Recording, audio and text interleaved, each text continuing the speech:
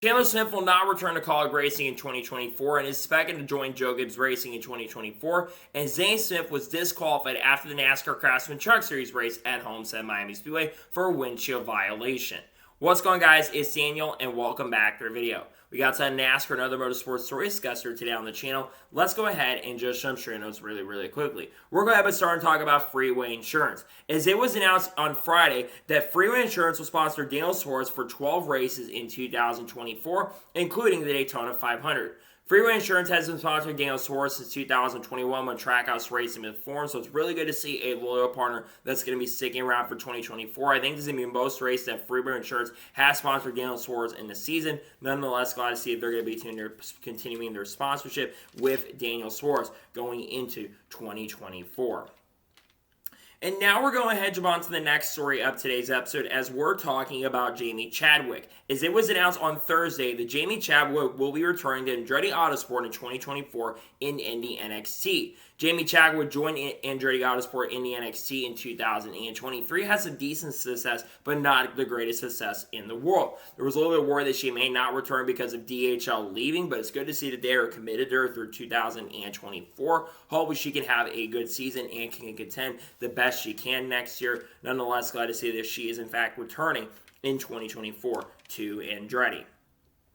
And now we're going ahead and jump on to the next story of today's episode, as we're talking about the Daytona Truck Series race, as they have a title sponsor for the race, and it's going to be called the Fresh from Florida 250. Pretty cool sponsor, if you ask me. I believe they sponsored Hailie Deegan this past weekend at Homestead Miami Speedway. It makes a lot of sense considering it's a Florida-based company. Nonetheless, glad to see they'll be sponsoring the Daytona Truck Series race.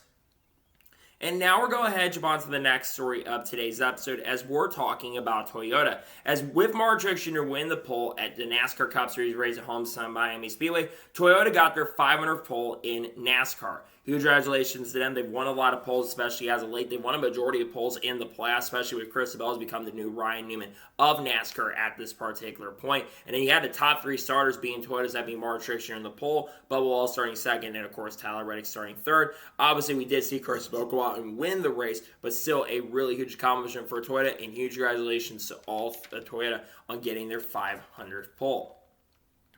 And now we're going ahead and jump on to the next story of today's episode, as we're talking about Chevrolet. As Chevrolet was able to clinch not only the 2023 NASCAR Craftsman Truck Series Manufacturers Championship, but they also won the 2023 NASCAR Xfinity Series Manufacturers Championship. Obviously, they clinched it with Carson Oswald winning the Truck Series race at Homestead, and they also clinched the Xfinity one by Sam Mayer winning as well. And Chevy, I believe, has won the most races of any manufacturer so far in 2023.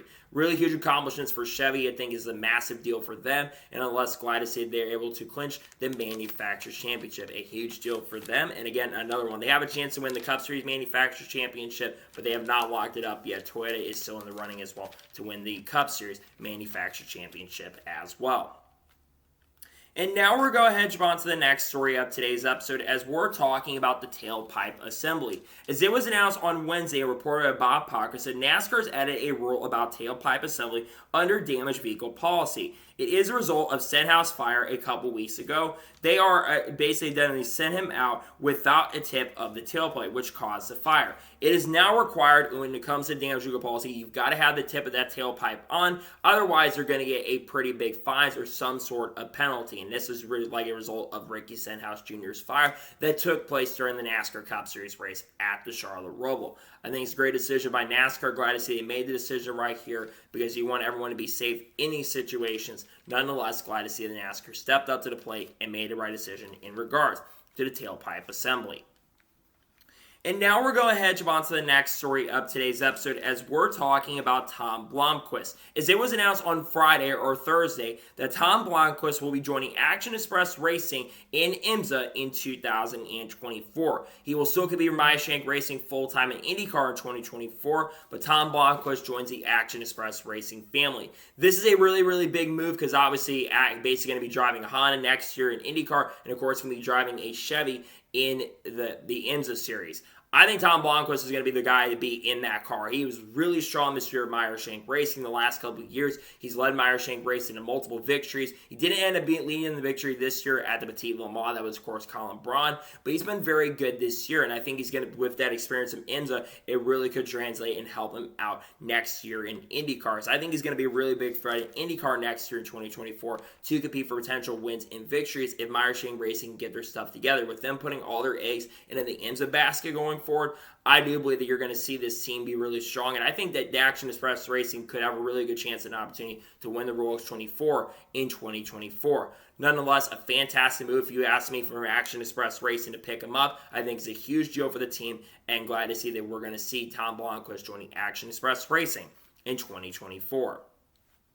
And now we're going to jump on to the next story of today's episode as we're talking about Nick Lights. As it was announced on Wednesday that Nick Lights will drive the 20 truck for Young's Motorsports this weekend at Phoenix Raceway. He already had driven a 20 truck and he was announced he'd be driving the Homestead as well. I think he finished in the top 25 or top 30 if I'm not mistaken, but he's getting another opportunity to drive. This is unfortunate due to Gray Van Al's injury. Gray Van Al will be out for the rest of the season.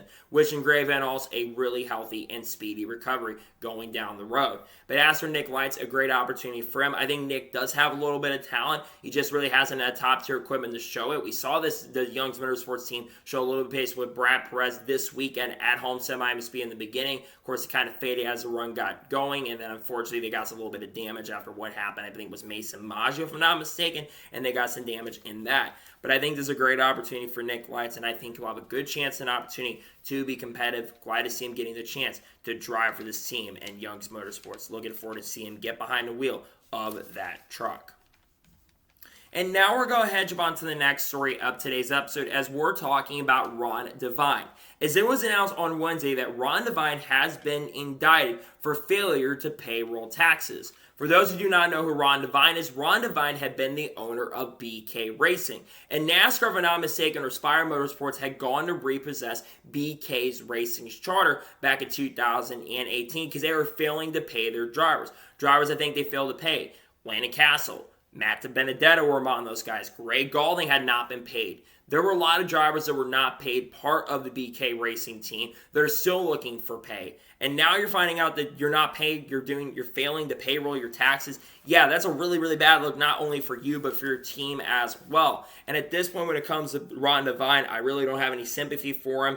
That is one of the worst things you can do as an owner of a team or against like a guy who owns a company. I think it's a bad move overall for them. And it's not a shocker and surprise considering the history that this guy's had. It's not a shocker or surprise that he is getting in trouble for that. And now we're going to jump on to the next story of today's episode as we're talking about the United States Grand Prix. So while the NASCAR Cup Series race was going on at Homestead Miami Speedway, you also had the United States Grand Prix at Circuit of the Americas. Now this race is very compelling and very interesting. Lando Norris, I think, actually almost led the most laps in this race and was looking to go on to win the race. However, his car started fading near the end, and Max Verstappen was able to jump up front and was able to pass Lando Norris about halfway. But he was starting to complain about braking issues. Then Lewis Hamilton started gaining a lot of ground on Max Verstappen near the end of the race. However, after the race had concluded, Lewis Hamilton and Charles Leclerc were both disqualified after the race due to at least something in the floorboard or something flat on the car. I can't remember exactly what it was that they got disqualified for, but they were disqualified due to having some broken piece on the car, which will promote Lando Norris to finishing in second, and Max Verstappen still hangs on to pick up his 50th career Formula One victory. I believe he is the youngest driver to reach 50 wins in Formula One. I believe he's only 26 years old, so really impressive for Max Verstappen. It just continues a dominating year. His 15th win of 2023 is on track to have the winningest season in Formula One history, and I think he's got a good chance to lock it up in Mexico. I think the most wins anybody's had a year is 15, which I think Max holds the record for that currently at the moment, and I think that he is going to hold that record once again at Mexico because I think he's going to be a really good opportunity and have a really good chance to win in Mexico this upcoming week. But nonetheless, massive huge congratulations to Max Verstappen on winning this past weekend's race at the United States Grand Prix at Circuit of the Americas. And now we're going to jump on to the next story of today's episode as we're talking about Stephen Parsons. As it was announced on Wednesday that Stephen Parsons will drive the 25 for Rackley War Racing in a few weeks at Phoenix Raceway. Seth Parsons is someone who's been kind of a journeyman over the last few years. Obviously, we know that Matt DiBenedetto is no longer in that truck for the last race of the year, so looking for his ride for 2024. We've seen Charbane drive the truck recently, and Trevor, in my opinion, did a solid and a pretty good job this past week. I think finished in the top 15 and started at the rear because I think some sort of braking issues on that car, and they were able to get up there and get a top 15 finish and run top 20, top 15 a majority of the day. But I think the Seth Parsons have a great opportunity and a great shot here. And if he does well enough at Phoenix, I would not be surprised or shocked if we do in fact see Seth Parsons drive full-time with Rackley or Racing in 2024. I think he's going to have a really good opportunity to do that, a really good shot. He needs to have a good run, but Rackley's been pretty competitive this year, though I will say it's more Matt DiBenedetto than anything else. But I think that Seth Parsons will probably get a top 15 or top 20 at Phoenix in a few weeks. I'm looking forward to see what happens and glad to see Seth Parsons getting the chance and opportunity. I still wish it was Matt DiBenedetto in that ride, but still, I think it's a great opportunity for Seth Parsons, and I think he will be extremely competitive in that truck at Phoenix. And now we're going to head on to the next story of today's episode as we're talking about Jeremy Clements. As it was officially confirmed, I believe on Wednesday, that Jeremy Clements will be returning in 2024. As Steve Carnez on Twitter confirmed that they have sold out on sponsorship for 2024 only 2 weeks after the schedule had been released. It's really good to see that Jeremy Clements is returning in 2024. And it's also great to see all the partners that Jeremy Clements has had the last years are going to be returning in 2024. Why is that huge? Because now they can put all their eggs into trying to make their equipment a lot better. I feel like in 2023, they've had a little bit of a down year when it comes to performance compared to 2022. But with them now putting all their eggs in a basket and trying to make their cars better, I would not be surprised if he has a chance to make the playoffs next year. Granted, there's a lot of good competition going into the 2024 season, but I do believe that Jeremy Clements will be very competitive. I think he'll show some really good speed, and I think he'll have a pretty decent year next year in 2024. I think it's a few top 10s. I think he'll be contending on super speedways for sure because we know how good Jeremy Clements is, especially as a super speedway racer, and I think he will for sure be extremely and very, very competitive with this team next year. And unless it's good to see an old school team like Jeremy Clements Racing, which is basically like one of the last family-funded teams right now in the NASCAR Xfinity Series, I think it's really awesome and good to see that they're returning next year, and I'm very pumped up about this for Jeremy and glad to see that they were able to find the sponsorship funding, get it all together, and glad to see that they will be returning in 2024. Really awesome and exciting stuff to see that this team has found the sponsorship funding to continue in 2024.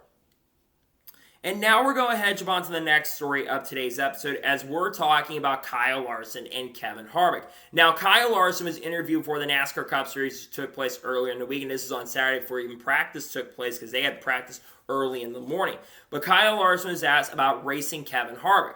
And Kyle Larson says he was trying to stay out of the way of Kevin Harvick, basically because Kevin Harvick's on the 0Fs given tour, he said, and that he didn't want to mess with Kevin Harvick in his final year. You have to respect Kyle Larson for this, the fact that he knows that this is Kevin Harvick's final season, and of course Kevin Harvick is going to be a lot more aggressive of a driver because Kevin Harvick wants to win in his final season. And we all know Stewart-Haas Racing currently at the moment right now, they're not as good of a team as they've been in past years. They've struggled this year a lot more, but Kevin Harvick, I think, has been doing a pretty good job. And I will say recently, Stewart-Haas Racing has been starting to show a little bit more speed near the end of the year. All four Stewart-Haas Racing cars did end up finishing in the top 20. All of them were legitimately running around the top 20 majority of the day. So maybe we're starting to see the turnaround for Stewart-Haas Racing is, I guess, with it being called the Forever 400. They were trying to have as good of a race as possible because, again, we have seen Stewart-Haas Racing struggle in 2023.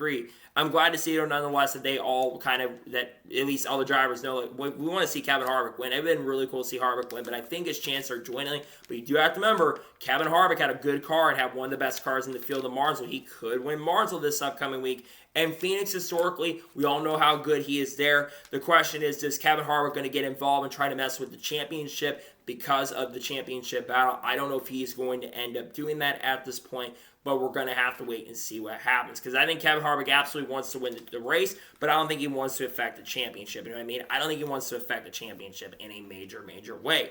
Nonetheless, so we'll see what happens going forward into the future. But nonetheless, good. Hopefully, I love Kyle Larson's response to that, and I think it's really funny and really interesting for sure.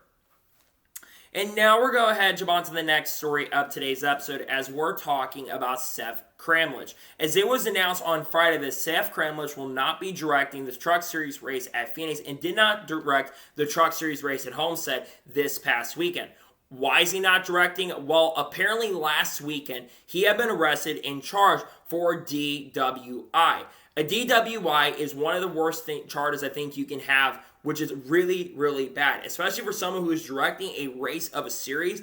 I think it is overall a really, really bad and a terrible move on a person's part. Now, Wade Auden who's been directing the NASCAR Xfinity Series races for the last few years. He will basically be directing the Truck Series race at Phoenix, so he'll be doing overtime because he'll be doing the Truck Series race and also doing the Xfinity Series race at Martinsville and Phoenix. So, of course, Truck Series does not race at Martinsville in 2023, but of course they will be back in 2024 at Martinsville for the championship race. Again, wishing Seth that he can get better soon, but man, just a dumb move on his part. You can't do that kind of stuff, and it doesn't surprise or shock me that he did end up getting arrested, unfortunately, because we've had a couple drivers people in the Truck Series get arrested for DWIs, which is absolutely wild and absolutely crazy. Hope that Seth can get better from that, but man, I don't think Seth Kroga is going to be back in the industry, especially after being charged with a DWI, which is a really, really bad look for someone, especially when they are the race director. I think it's a bad move, if you ask me. And now we're going to head on to the next story of today's episode as we're talking about Ryan Sieg. As Ryan Sieg announced on Friday that he will be returning in 2024. And SIOPS is going to sponsor the team in every single race in 2024. This is really, really good to see. Ryan Sieg has been around the Xfinity Series for a very, very long time. And obviously it's good that they have full sponsorship funding going into 2024. Now, the rest of the lineup for RSS Racing has not been announced at this point, but there's been a lot of talk about Frankie Muniz potentially headed to RSS Racing in 2024. There's a couple other drivers who have potential opportunities to maybe head over to this team in 2024 as well. But the reason it is a really good move for Ryan Sieg is because now he can focus on making that 39 car, and his dad could put a lot of focus on trying to make that 39 car an extremely competitive organization next year. Because you look at the 39 team, they've had an up and down year this year, and I think their performance in 2023 has been a little worse in 2022, but it's not been insanely off in 2023 compared to 2022.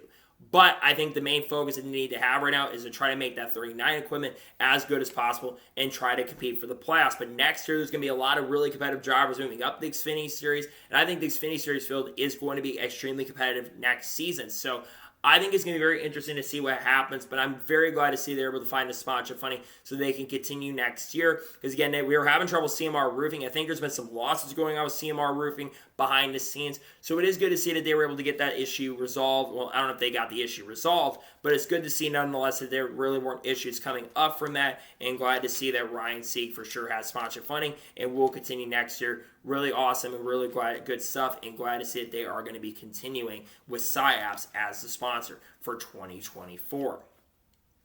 And now we're going to head on to the next story of today's episode as we're talking about Ryan Blaney and Bubba Wallace. Now, if you were on Twitter this past week, you saw the Twitter exchange that had been going on between both Ryan Blaney and Bubba Wallace. And some people thought this was a real beef. It was over Ryan Blaney's disqualification, which we'll talk about here in just a little bit, getting rescinded. Bubba Wallace had done the face of really mad, and then Ryan Blaney responded, then Bubba responded with the jab back, and then Bubba responded, and then Ryan Blaney responded. It was a really, really fun feud that was going on Twitter. But all of us need to remember one thing. Ryan Blaney and Bubba Wallace are very, very good friends, and they were just having a lot of fun. And they might have been sitting next to each other. I don't know if they were, but I think they were really close to each other, and they were just having a lot of fun. And to me, it's really good to see two really good friends having fun on social media, not really taking it seriously. Yes, Ryan Blaney, a lot of people have been saying, was it the PR rep doing the jabs? No, that was Ryan Blaney who was absolutely doing the jabs on Twitter. But I thought it was a really, really fun feud that they were having on Twitter. It was made Twitter very interesting on Tuesday. And I thought it made Twitter, X, what it is now, really, really fun and really exciting to be on throughout the day. Again, I think it's really cool to see that, they're having fun on the platform and just trying to have some jokes. It was fun. Bubba probably responded to that as well. I don't think there was a response that came from him this weekend, but a lot of people were asking about the question because everyone knew it was all in good fun. It was just for fun terms, especially after the disqualification got rescinded, which I think, by the way, was the right call and right decision if you ask me. But nonetheless, I think it's fun to see them having a lot of fun and glad to see that they're having fun, especially after kind of taking light of a situation that ended up taking place. But nonetheless, I think it was a really, really fun and very interesting feud. And now we're going to jump on to the next story of today's episode as we're talking about practice. After the NASCAR Craftsman Truck Series race took place at Homestead Miami Speedway, Marco Andretti, who made his oval debut in NASCAR, talked about that he needs more than 10 minutes of practice because he said it is for the birds. Dale Jr. would quote tweet him after that and says that NASCAR needs more practice, at least for the Xfinity Series and the Truck Series for 2024.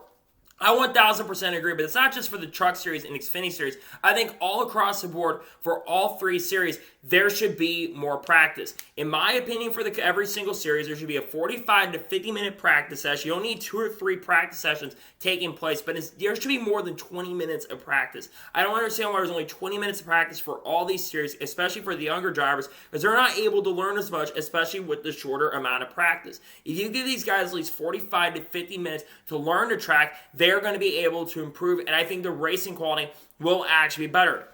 Another thing that does need to change is there needs to stop being, at least in the Cup Series, the 2 rounds of qualifying. There should be only 1 round of qualifying like the Xfinity Series and Truck Series does it, except at Super Speedways. I like the way the Xfinity Truck Series does their qualifying sessions. I just think that the Cup Series need to go back to that as well. But I do agree with Dale Jr. and Marco Andretti. I think there needs to be more practice in NASCAR in general, because if you give these guys more practice, I think, like I said, the racing quality is going to be a lot better. Will NASCAR do it in 2024? I don't think so. And the reason that they're doing less practice, by the way, is to save the teams a lot of money. That's a huge reason why they do it. But again, when you have a team owner who is basically not going cup race at this point with Junior Motorsports, trying to say we need more practice, that should tell you everything you need to know. So I really hope NASCAR complies and listen to these drivers going forward, so I think the race will be better if they add more practice. Will they do it? Probably not, but in my opinion, they absolutely 1000% need to add more practice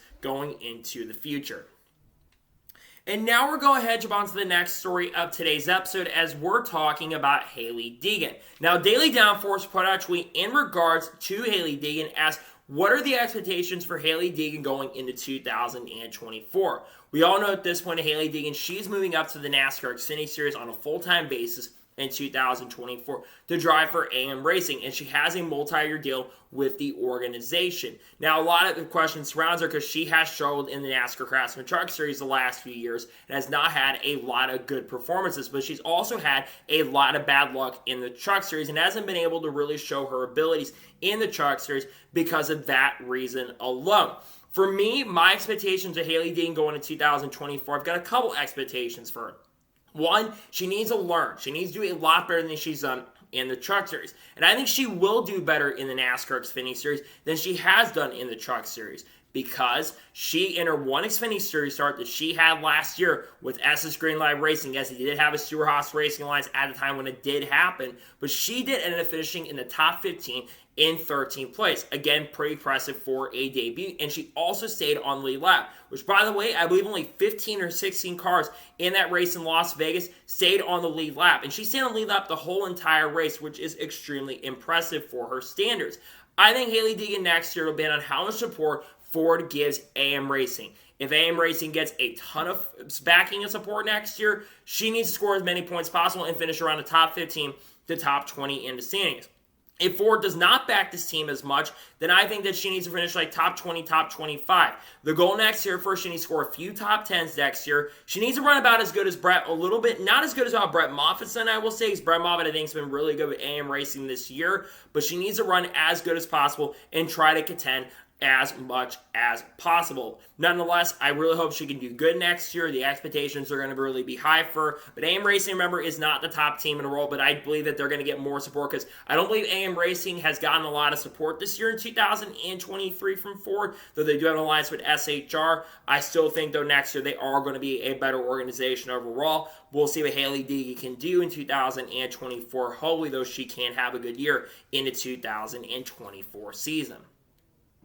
And now we're going ahead and jump on to the next story of today's episode as we're talking about Ryan Blaney's DQ rescinded. Now, this has been a big story over the last week. Remember, after the NASCAR Cup Series race that took place at Las Vegas Motor Speedway, initially, NASCAR had said that Ryan Blaney's had been disqualified for, I think, some shock part that basically had broken on the car. Well, then on Monday, NASCAR rescinded the disqualification that they had sent Ryan Blaney. And Denny Hamlin spoke to the media during his media availabilities, and he says that NASCAR made the right decision in regards to that, especially if they made a mistake. He feels like they made the right decision. And Ryan Blaney said he felt relieved after that because he felt like he had a good chance and opportunity. And Ryan Blaney formed really, really well yesterday in the NASCAR Cup Series race at Homestead Miami Speedway. So that DQ getting rescinded has absolutely changed the game. And Ryan Blaney is now above the cutoff line because of that.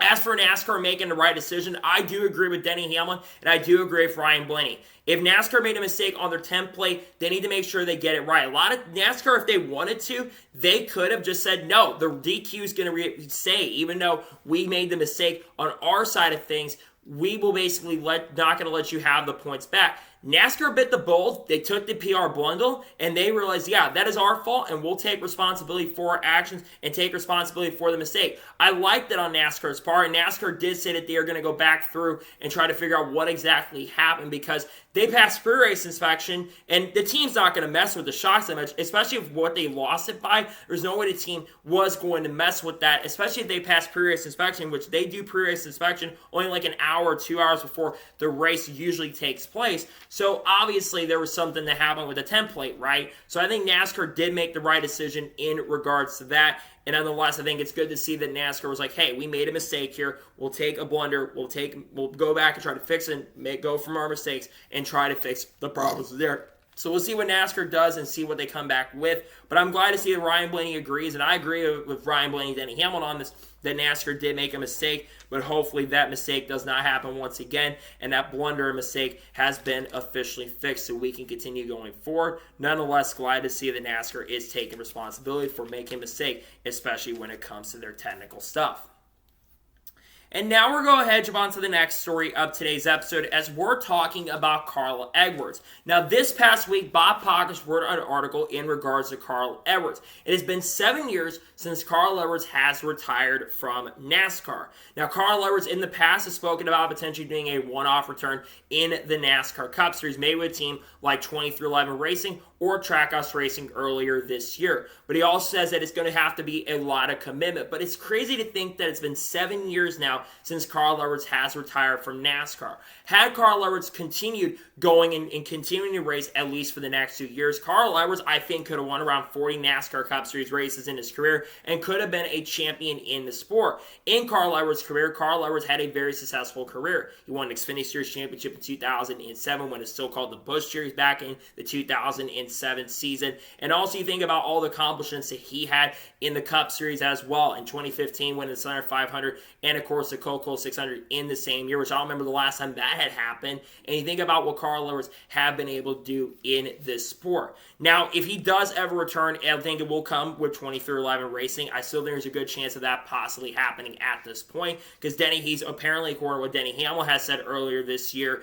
he said that Carl Edwards has been working with them in the simulator stuff. And I think it really helped Toyota a lot out too because you look at what's been going on with Toyota, how strong they were at the Chicago Street Course race. Reddick and Bell and Hamlin have been three really fast cars during the weekend, but of course all those guys ended up making mistakes and caused themselves a chance and opportunity and a shot to go for the victory. But Carl Edwards was there to help grow them. So I think if Carl Edwards does in fact return, I think it is going to be with 23XI Racing. Does it happen? Honestly, I really don't know at this point, but trust me, I think a lot of fans, including myself, want to see Carl Edwards return to the sport because I think Carl Edwards would still be great. He did a great job on the Fox broadcast. If he can't return to racing, come back and do some commentary with Fox. I think Carl Edwards actually did a fantastic job in the Fox Sports booth. It'd be fun for him to be a guest once again in 2024 because yes, there's going to be that, of course, that three-man booth with Mike Joy, Clint Boyer, and Kevin Harvick next year, but they're already talking about having a four-man booth at times next year, and I would imagine that Carl Edwards could be among those candidates who could get an opportunity and chance. But the closer Carl Edwards does get to at a sport, the more likely he's going to want to return.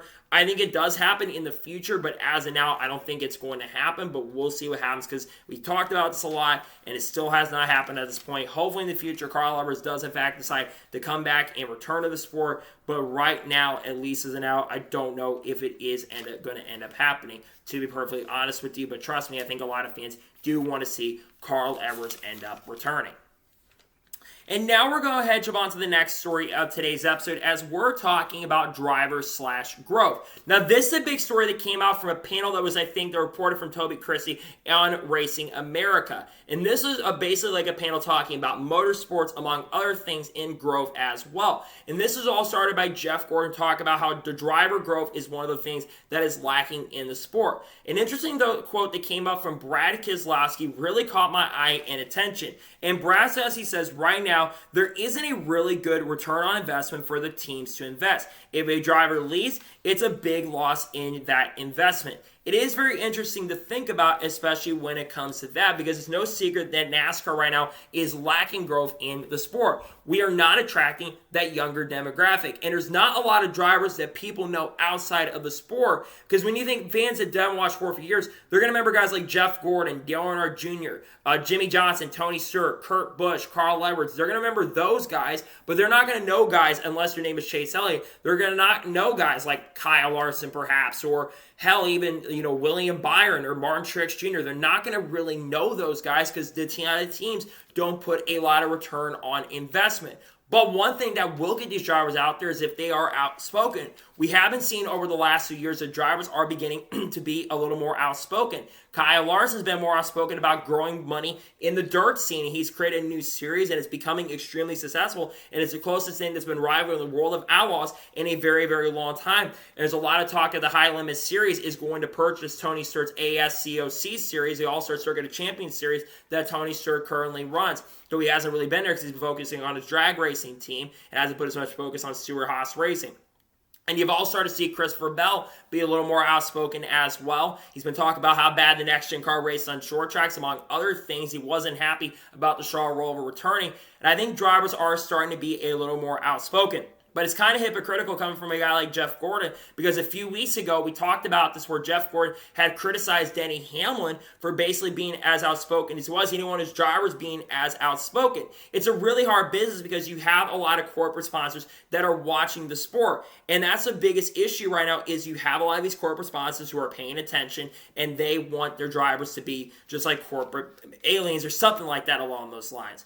Well, that does hurt the growth of the sport when drivers can't be themselves and they can't be as outspoken. I think the drivers do want to be a lot more outspoken, but they're afraid to be because they might lose their sponsors and they might lose that funding they do end up getting. I think it's going to be very interesting long term if this is something that can get fixed down the road, or maybe if we can have really cool commercials like they used to back in the day. And I think Carlos Sosa brought up a really interesting tweet when it comes to the amount of commercials where drivers were involved with sponsors. And I think the brand identity is a big issue. I mean, most people search at HendrickCars.com with Kyle Larson, but most people don't know what Hendrick care about HendrickCars.com. Back in the day, you had Budweiser with Dale Jr., Napa Michael Waltrip, but now Chase Elliott, which I think is a really big association there. And you had Tony Stewart at Home Depot for many, many years, and then Office Depot and Mobile One. Kevin Harvick with Budweiser, which we saw the iconic Budweiser scheme this past weekend. He had those iconic brands, and he had those iconic sponsorships as well. And I think that's a huge thing and a huge benefit going forward. Now, do I think that this is something that can be fixed? Absolutely. Do I think it will be fixed in the future? I don't know, because NASCAR is lacking attracting that younger demographic, and a lot of people outside of the sport don't know a majority of the drivers. I think most people know what Ross Chastain did. Most people don't know who Ross Chastain is. And Ross Chastain has not been a championship threat this year, did not make the championship 4 this year, even make it past the round of 12. So we didn't see as much feed from Chastain. It didn't keep up like it did in 2022. I think this is a huge talking point and a huge conversation going forward into the future, and something that absolutely can be worked on going into the future. But we'll see what happens if NASCAR can continue to work on that going forward, and see if NASCAR can help the teams try to grow these drivers and the brand. The promoting race is important, but you got to work on the drivers as well. And now we're going to head on to the next story of today's episode, as we're talking about Ryan Blaney versus Denny Hamlin. Now, if you watched NASCAR Cup Series race yesterday at Homestead Miami Speedway, you saw what happened between Ryan Blaney and Denny Hamlin. Going to one of the later race restarts around 30 to 35 laps to go, Ryan Blaney and Denny Hamlin were battling for the lead going down the back straightaway. I believe Christopher Bell was sent into the bottom and get the race lead, and Denny Hamlin and Ryan Blaney continued to battle side by side and nearly put each other in the wall for almost 2 to 3 laps. A few laps later, Denny Hamlin would actually get by Ryan Blaney, but Denny Hamlin would have a steering component break on the car, and his day would come to an end. Now, after the NASCAR Cup Series race had taken place at Homestead Miami Speedway, Ryan Blaney spoke to the media, and he was still very unhappy. According to what had been reported, Ryan Blaney was on the radio and was not very happy with the way that Denny Hamlin had been racing him. And Ryan Blaney would call Denny Hamlin a hack, which isn't the first time we've seen Denny Hamlin called a hack or someone call each other hack, because Denny Hamlin actually called Alex Bowman a hack back in 2021 at home at Martinsville Raceway, trying to get to the championship 4, though Denny Hamlin did in fact make the championship 4 in 2021. As for this, Denny Hamlin, we know that one of the reasons why I feel like that this is interesting is because Denny Hamlin in the past has complained about racing drivers extremely aggressive against him. Look back earlier in the year, what happened at the Coke 600. Chase Elliott and Denny were racing really hard. Denny Hamlin had, of course, raced Chase Elliott really hard. But Chase Elliott rivaled Denny Hamlin down the straightaway. And I said at the time that Chase Elliott 1,000% deserved the suspension that he ended up getting.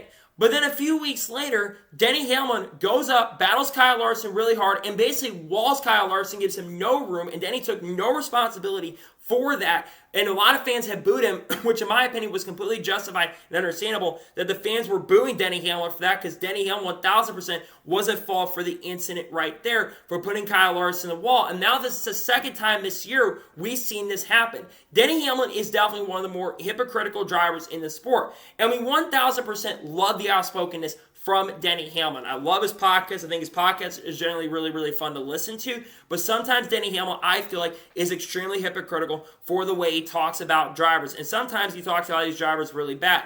Now, do I think that Denny Hamlin will respond to Ryan Blaney's comments? I wouldn't be shocked or surprised, because Ryan Blaney can get a lot of outspokenness, and we've seen these guys, I think, race each other really hard in the past. I would not be surprised or shocked if we do in fact see Denny Hamlin respond to this on his podcast later this week, which comes out, I believe, today, if I'm not mistaken, and it is going to come out. Nonetheless, I think it's very interesting to see, and really crazy thing that Ryan Blaney was not happy with Denny Hamlin. Ryan Blaney, of course, had a fantastic run, by the way, at Homestead, and Denny Hamlin crashed out, so Ryan Blaney basically got the last lap and has a chance to make the championship 4, while Denny Hamlin has to win this upcoming race at Martinsville later this week if he wants to make it to the championship 4, which I think he wouldn't have had to worry about that without the steering issues. I don't think there was contact between Denny Hamlin and Ryan Blaney, but it's very interesting here. Now, do I think tempers will flare between both these guys? I don't think so. I'll be honest, I don't think the Cup race is going to be as exciting as I think people are making it out to be, because the next-gen car doesn't race as well on the short tracks. I think the intermediate racing's been great, which is why Homestead should host season finale, but nonetheless, it's very interesting here that Ryan Blaney was not very happy with Denny Hamlin after that. I don't find it really that surprising, to be honest, but it's interesting to hear how frustrated and upset they were at each other. I think it's just very interesting and kind of crazy, to be honest with you. And now we're going ahead and jump on to the next story of today's episode, as we're talking about Jimmie Johnson. Now, we always see this every week from Dustin Lawler. He does these 5 stories in a post for every single week. And one of the things to talk about was Jimmie Johnson talking about Matt Kenseth coming into Legacy Motor Club and the transition from coming in. But one thing was about how many races Jimmie Johnson is going to run in 2024. And according to Dustin Law from NBC Sports, Jimmie Johnson will run about 10 Cup Series races in 2024. The races we know for sure that Jimmie Johnson is expected to run is the Daytona 500, the Chicago Street Course, and at Indianapolis Motor Speedway. Obviously, Daytona 500, not a surprise right there. Jimmie Johnson has ran Daytona 500 last year. Actually had a really good car in the race, ran top 15, top 10 a majority of the day, but unfortunately, Jimmie Johnson got caught up in one of the late wrecks. He did also run at COTA in 2023, but got wrecked out, and was supposed to run more races in 2023, but unfortunately, tragedy struck the family, which is a really, really sad situation. He was supposed to run a Chicago Street Course and a couple other races as well. As for Chicago Street Course, going back there in 2024, it got confirmed. We'll talk about the stage lengths here and the length of the racer in just a little bit. But the Chicago Street Course is coming back next year, and I think Jimmie really wanted the race in this event in 2023. So he's going to be back for that race in 2024. And then, of course, the Brickyard 400. Jimmie Johnson won the Brickyard 400 4 times. 2006, 2008, 2009, and 2012. So Jimmie Johnson wants to win another Brickyard 400, which I think is going to be really tough with him going to Toyota, which is what's another thing that's crazy, is he's going to be in a Toyota next year in the said races. Now, what other races do I think Jimmie Johnson is going to run?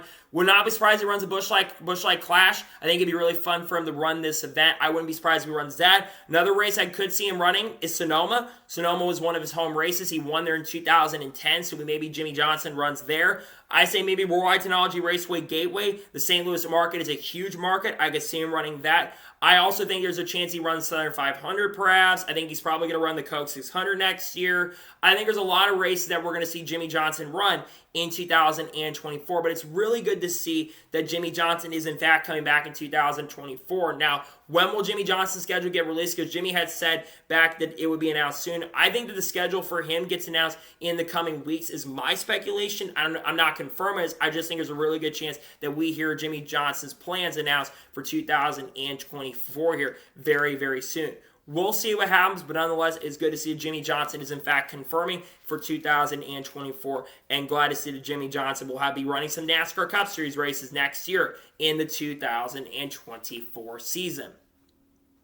And now we're going to jump on to the next story of today's episode as we're talking about the Chicago Street Course. Now, there's been a little bit of chatter recently that the Chicago Street Course may not return in 2024. Now, they had originally signed an agreement for 2024, but there was a report that came out from, I believe, the Chicago Sun-Tribune, I think it was, that this contract had not been signed by both sides. Well, I think we finally got confirmation that the Chicago Street Course is going to be returning in 2024. How do we know it's likely returning? Well, the 2024 lengths of the races have been revealed. The races this upcoming season in 2024 are going to be shorter. For the Cup Series race, it's going to be called the Grant Park 165.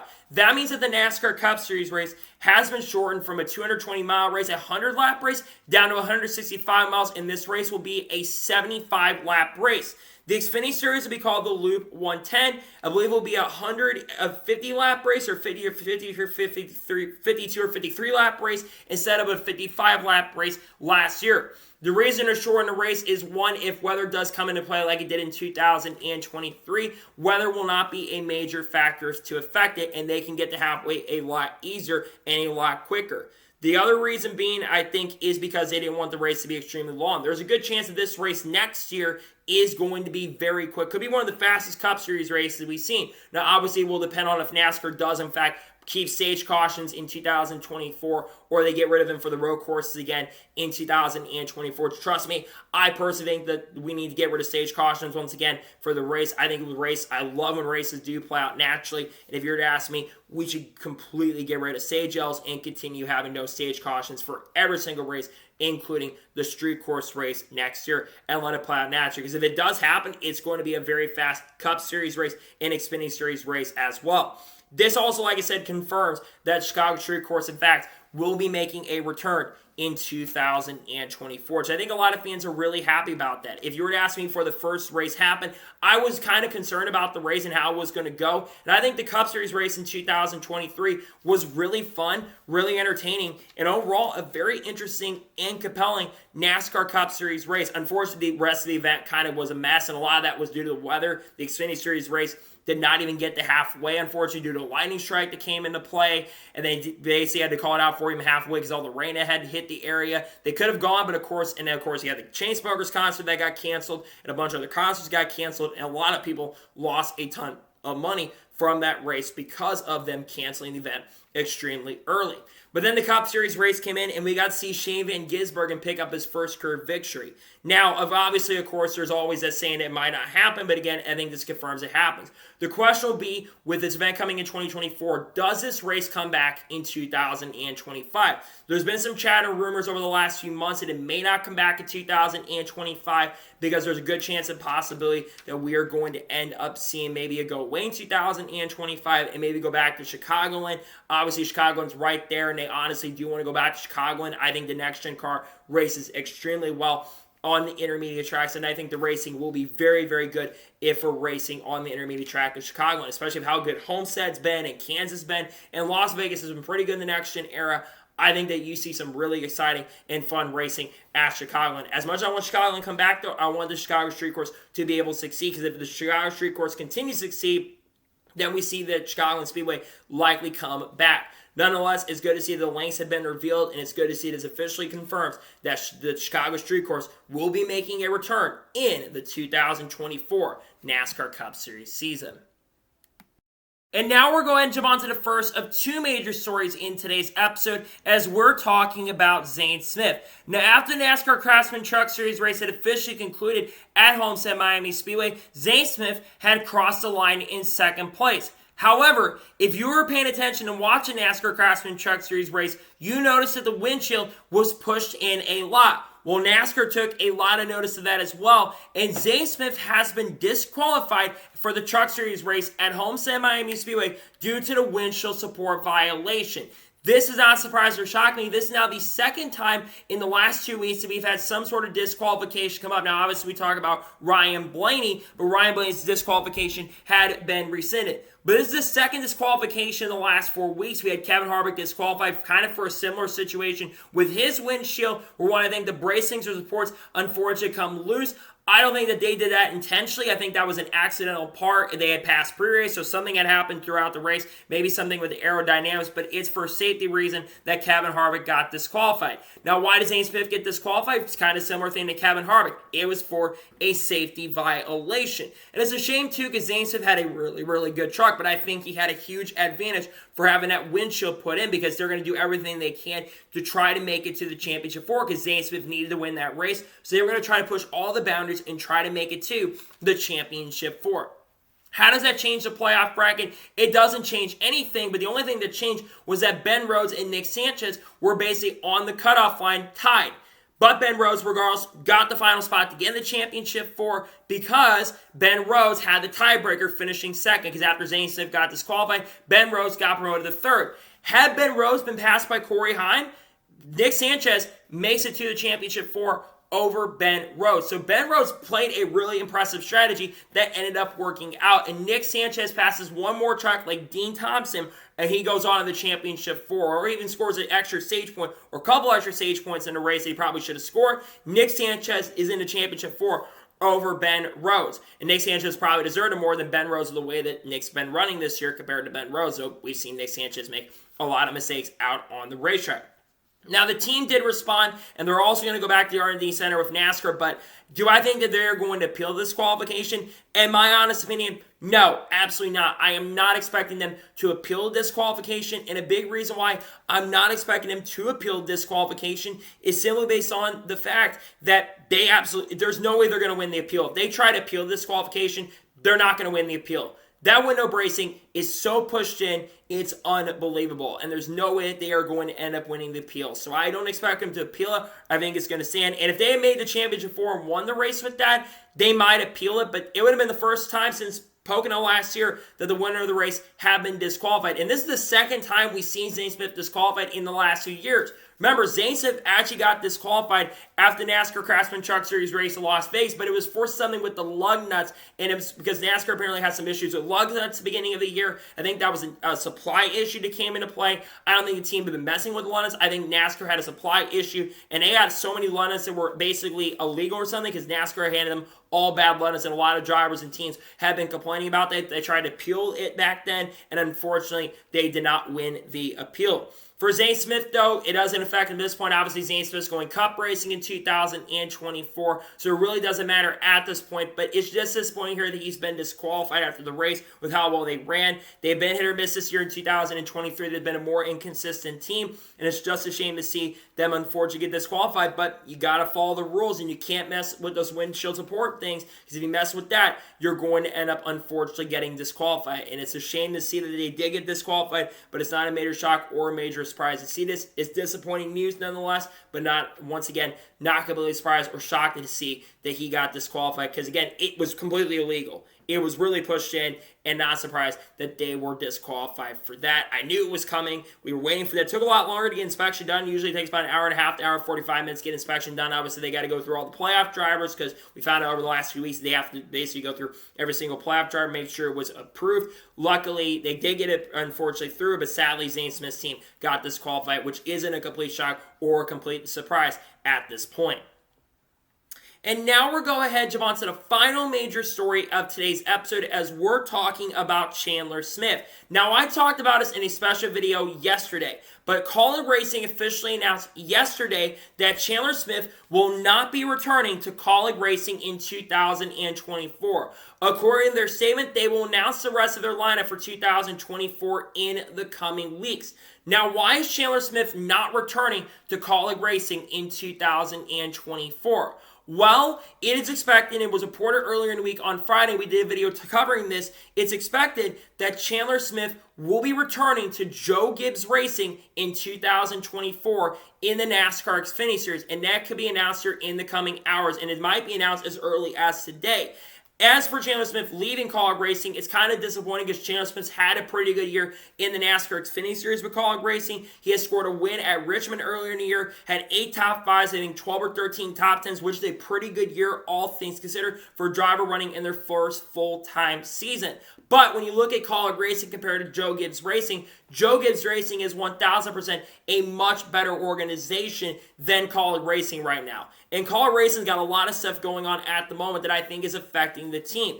Obviously, you've got Daniel Hemrick, who's moving up to the Cup Series next year with them in 2024, and they're trying to figure out what their lineup is going to be.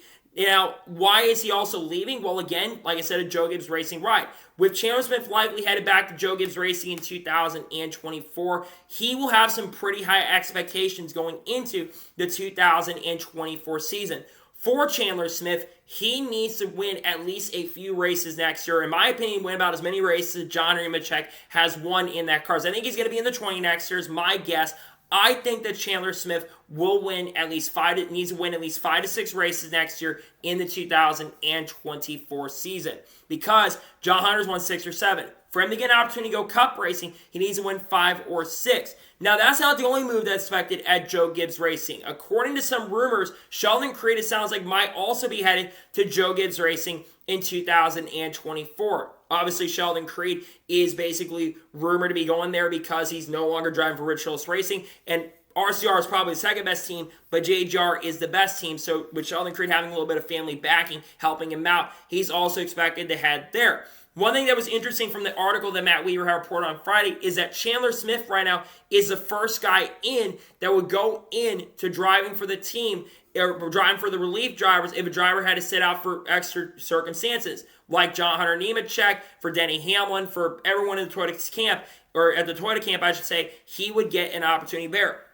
But you think about how young the Toyota lineup is in the Cup Series right now. They have an extremely young lineup outside of Denny Hamlin and Martin Truex Jr. You have John Hunter Nemechek, who next year will be 28 years old. Bubba Wallace just turned 30. Tyler Reddick is 27, same age as John Hunter Nemechek. You've got, of course, some other drivers in the pipeline. You've got Ty Gibbs, who's 21 years old. He's the same age as Chandler Smith. You've also got Christopher Bell, who's 29 at the end of the year. Toyota has a very young lineup. But you do have to remember that Martin Truex Jr. is a good chance and possibility that Martin Truex Jr. could retire at the end of the 2024 season. There's a really good chance and possibility that John Hunter takes over that 19 car or whatever number they ran in 2025. And that could put Chandler Smith into the Legacy Motor Club ride. It also would not surprise or shock me this year if he does, in fact, make some starts in 2024 with Legacy Motor Club driving the 84 cars. We've already talked about this, but Jimmy Johnson is going to run a few races next year in 2024. Would not surprise or shock if he does, in fact, make some rides there. But like I said, the goal for Chandler Smith going into 2024 is he needs to be competitive and have a very good year. As for Kaulig Racing going into 2024, I think that there have to be some pretty high expectations for the team going into next season. The goal, in my opinion, for them, they need to figure out who they're going to put in their team. Again, it's expected that AJ Allmendinger is returning to NASCAR Xfinity Series next year, driving full-time, though he does want to stay in the Cup Series next year, and I think Chris Rice said they want to keep AJ next year in the Cup Series. It all comes down to funding and sponsorship, and AJ Allmendinger is expected to return to the NASCAR Xfinity Series. It is also anticipated that Ty Dillon more than likely is going to the 16 Cup car next year in 2024. Now, I would prefer AJ Allmendinger driving a 16 car compared to Ty Dillon, but I think there's a good chance that that's going to end up happening. There's also some questions about the rest of the Xfinity Series lineup. Who else is going to drive for the team? Drivers have been considered. Matt DiBenedetto. Matt DiBenedetto has not announced a ride for 2024 currently at the moment, and some are speculating he could go to Kaulig Racing in 2024. I think he deserves an opportunity to go to that team. You've also got a driver like Lane Riggs. Lane Riggs made a couple starts with Kaulig Racing this year. He's in fact going to run at Martinsville this upcoming week for the Xfinity Series, and I think he will do a pretty good job. You've got Derek Cross, who I think has got a really good chance to drive full-time with the team next year in 2024. And then you've also got Noah Gragson, though Noah Gragson's been heavily linked to Stewart-Haas Racing for 2024. It is the lead candidate to take over that 10 car next year, though Cole Custer could also go to 10 in 2024, and I think Noah would work a lot better in the Kaulig Racing group than he would at Stewart-Haas Racing. But as for Chandler Smith heading over next year to Joe Gibbs Racing, most likely, I think it's a good move for him. I think it's a good career move, and I think he'll be more successful. Obviously, they had to buy out his contract, and I think it was much easier for him to buy out the contract. I think it sets him up for a really great future. Chandler Smith's the next in line to go Cup Racing, though, in the Toyota stable, and I think he'll be in a really good position long term. Nonetheless, glad to see that it's disappointing he won't be back with Kaulig, but it's not a major shock or surprise at this point. So, that is for today's NASCAR news and motorsports news video. I want to thank you guys for watching. Please subscribe to the channel, notifications on, so if I win a video, it does go live on my channel. Follow me on Twitter, Facebook, and Instagram, and support my Patreon as well. Links go below that, and comment your thoughts below on today's video.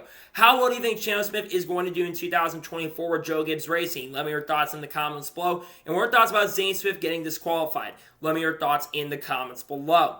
Later today on the channel, we'll have the NASCAR Xfinity Series race picks for Martinsville. And, of course, if the Chandler Smith news breaks, we'll have a video covering that on the channel later today. And then, of course, on Tuesday, we'll be likely looking at the Championship 4. There could also be another special video dropping during the day as well. Then on Wednesday, there's going to be a NASCAR news video dropping. And on Thursday, we'll have race picks for the NASCAR Cup Series race at Martinsville. We've got a lot of great content dropping on the channel that I cannot wait for you guys to check out. I'm also trying to reach 2,500 subscribers by the end of the year, so if you enjoyed today's video and you're new, make sure to subscribe. So anyways, like I said, I want to thank you guys for watching today's episode, and I'll see you guys next time for more awesome NASCAR content and other motorsports content on the channel like this. Take care, everybody.